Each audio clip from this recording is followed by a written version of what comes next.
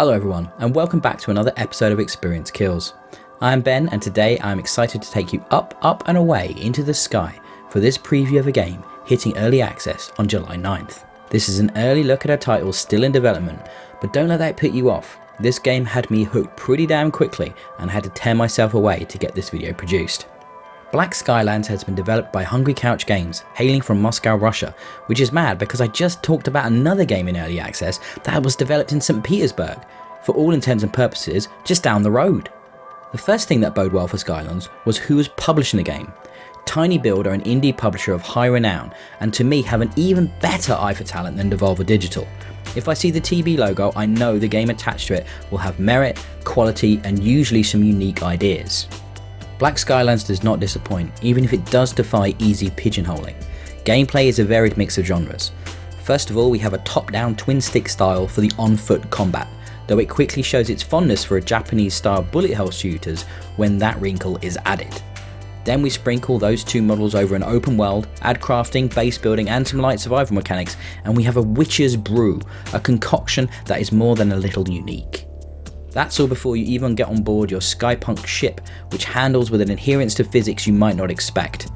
Momentum plays a big factor in maneuvering, and combat can make ship-to-ship and ship-to-ground fights, while slower paced, certainly more mentally taxing than what you might encounter on foot. That is until that pesky bullet hell level design steps up.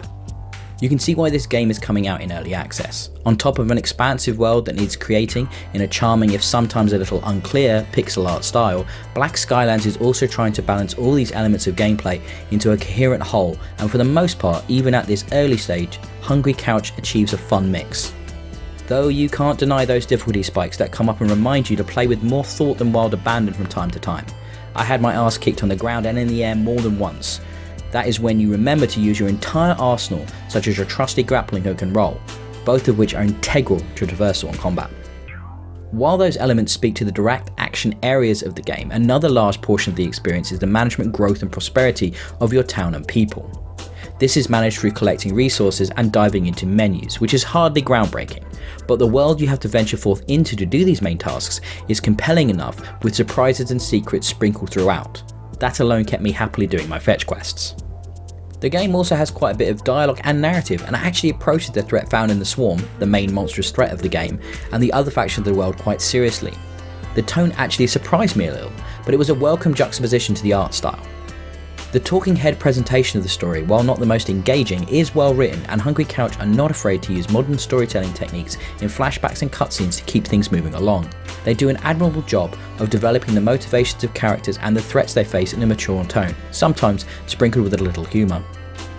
I did encounter some odd bugs, such as guns not firing, getting stuck in the geometry, and one time when gems infinitely collected, making me very rich. But the game has a generous save system, so a quick back to the main menu and reload penalised me very little. Nothing that stopped me having fun for long, and it's worth considering the build I was playing on was pre even the early access release of the game.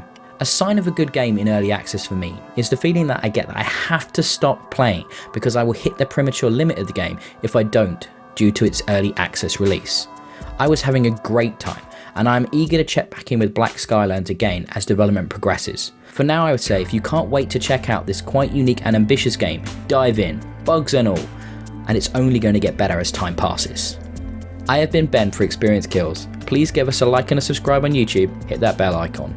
You can also find me on Twitter at DIYE, and collectively we can be found at Experience Kills.